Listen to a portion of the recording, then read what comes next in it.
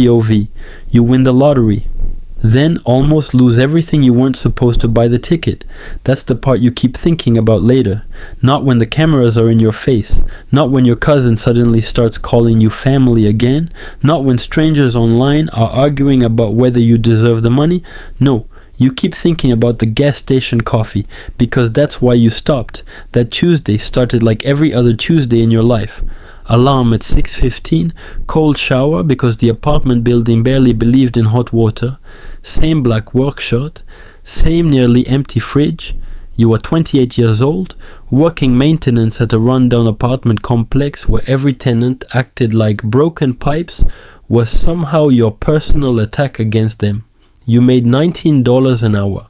After rent, insurance, groceries, and your car payment, you usually had about $40 left each week.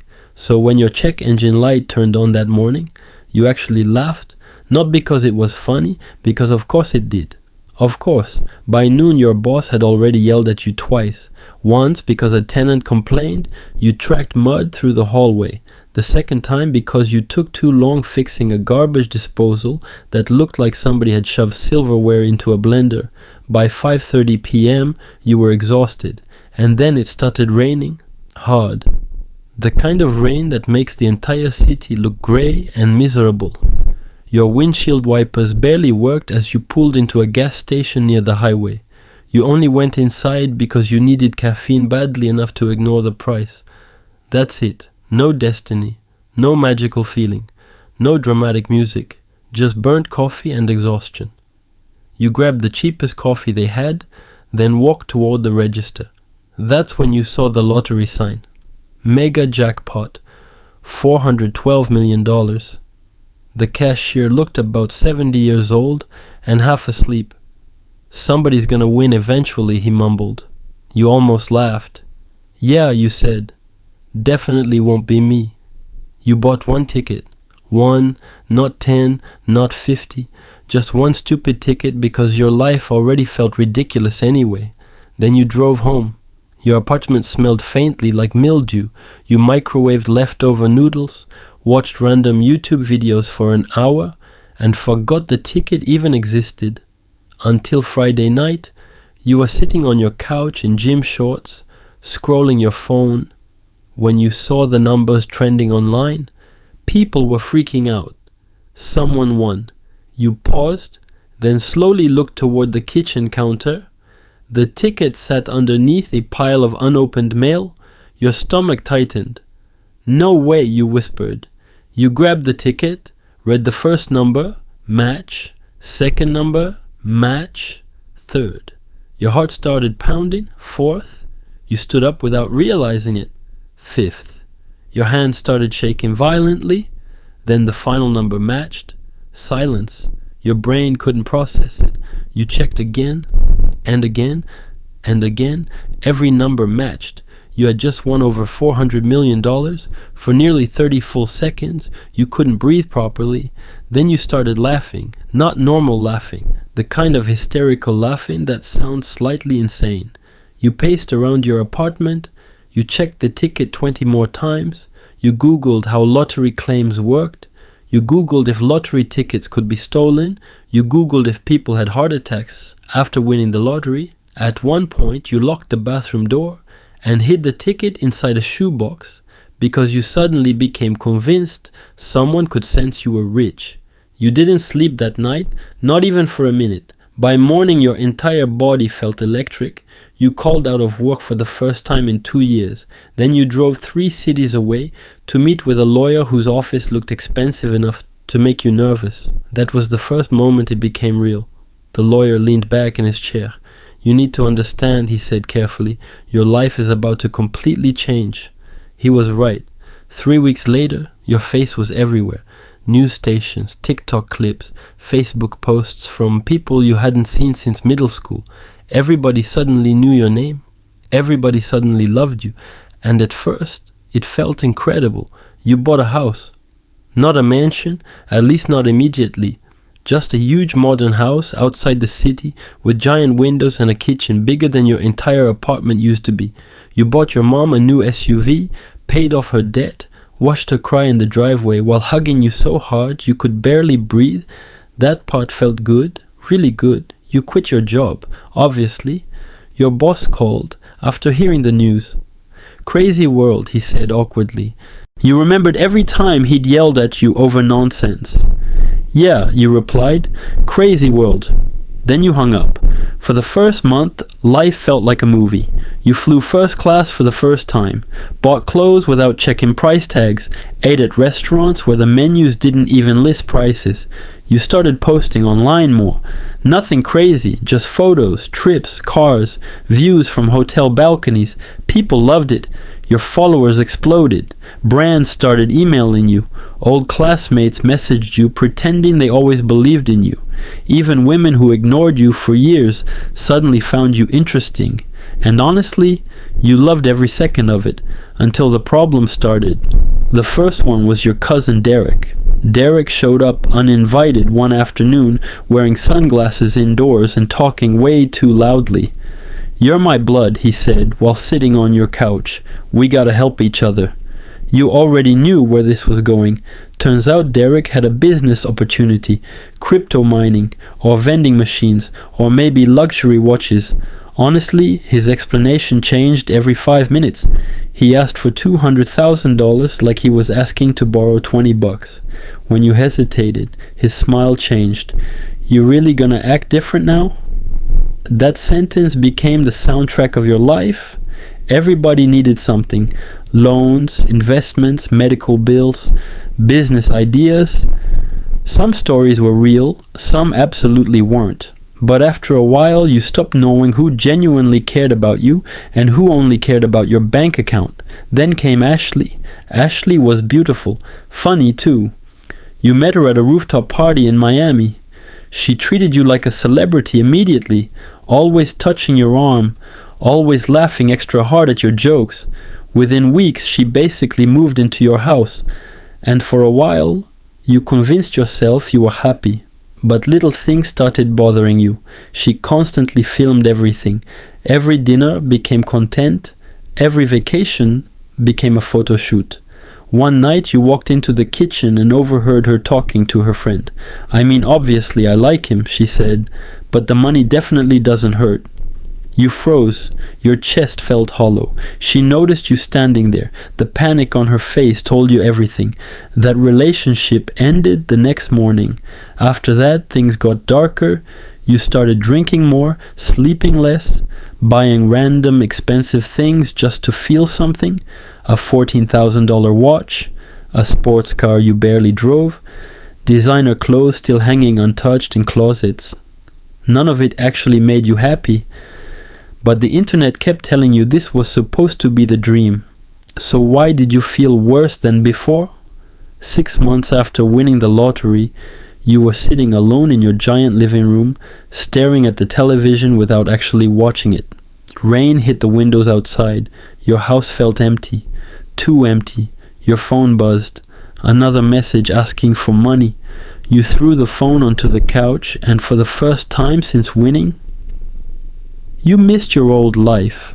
Not the bills, not the stress, but the simplicity. Back then, at least you knew who you were. Now, you weren't sure anymore. Things got worse after the investment disaster. A guy named Brent convinced you to invest millions into a luxury nightclub project. He had presentations, charts, fancy dinners. Everything looked legitimate. 3 months later, Brent disappeared completely. The company collapsed, and just like that, millions were gone. You sat in your lawyer's office again, staring blankly while he explained the situation. You still have more money than most people could spend in multiple lifetimes, he assured you, but that wasn't the point. You felt stupid, embarrassed, used. That night, you drove aimlessly for hours. No destination, no music, just silence. Eventually, you ended up back at the same gas station where you bought the ticket. The old cashier still worked there.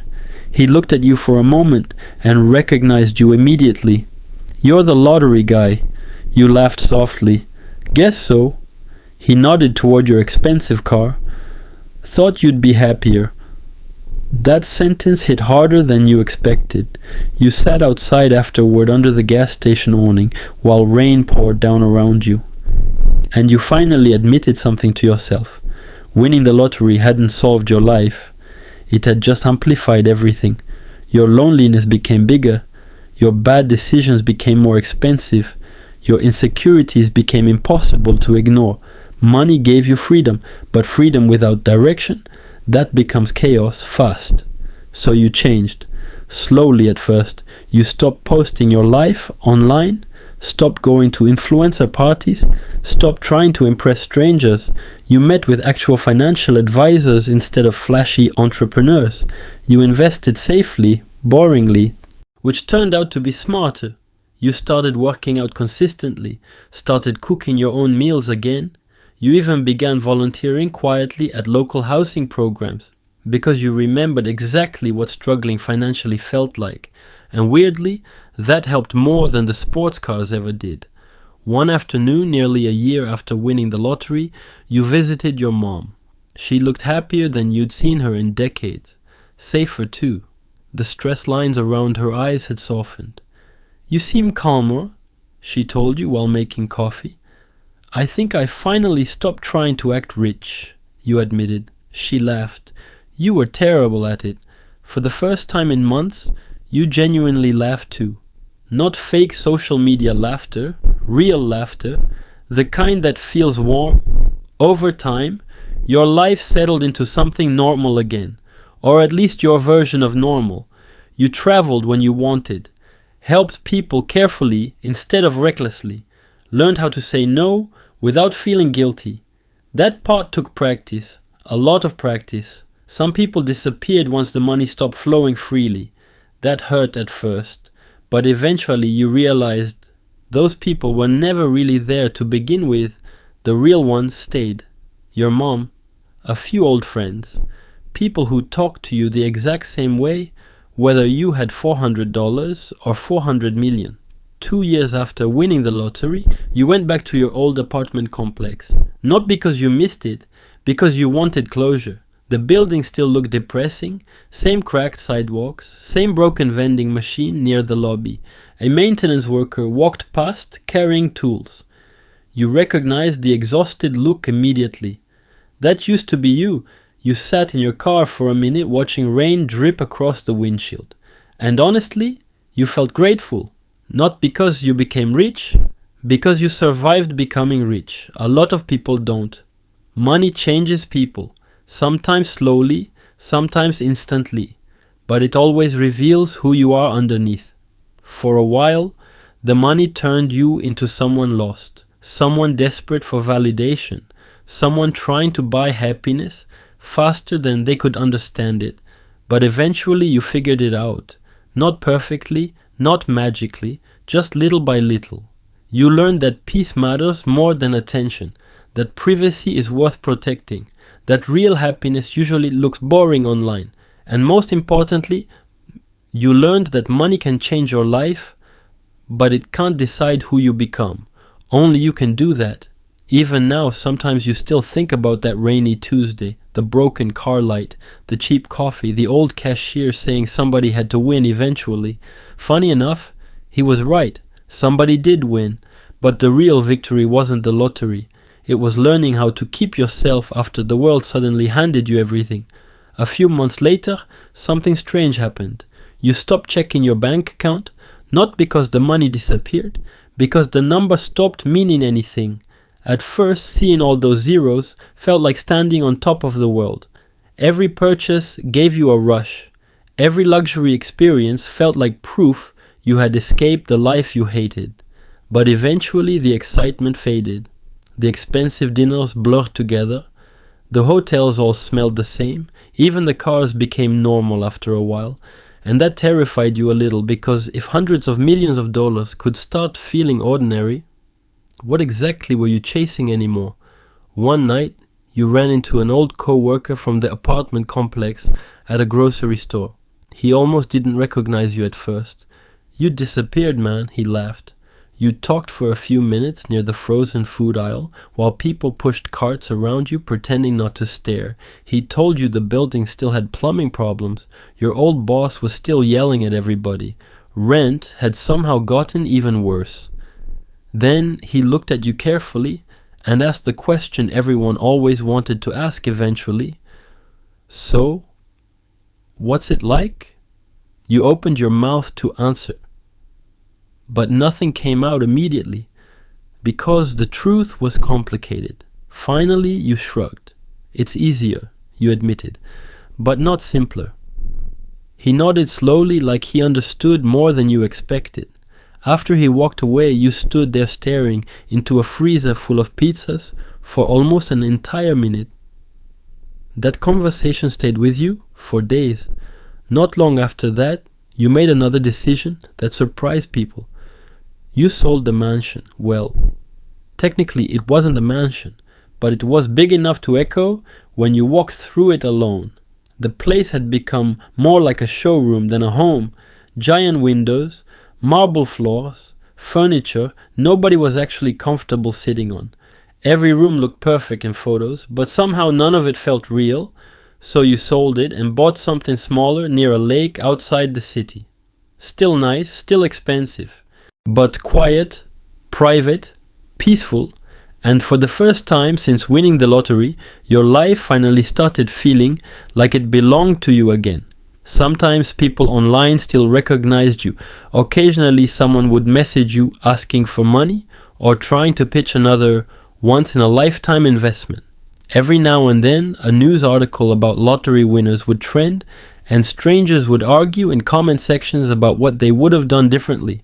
But you stopped paying attention to most of it, because eventually you learn something nobody tells you when you suddenly become rich.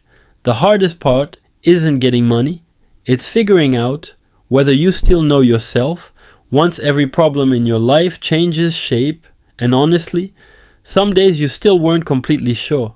But now when rain hits the windows late at night and the world gets quiet, you think back to that tiny gas station again, the burnt coffee, the flickering lights, the exhausted version of yourself buying one stupid ticket after the worst work day imaginable. That guy had no idea what was coming, no idea how much he would gain, no idea how much he would almost lose. But if you could talk to him now, you wouldn't warn him away from the lottery. You'd just tell him one thing. Don't spend so much time trying to become somebody else that you forget who survived long enough to win in the first place.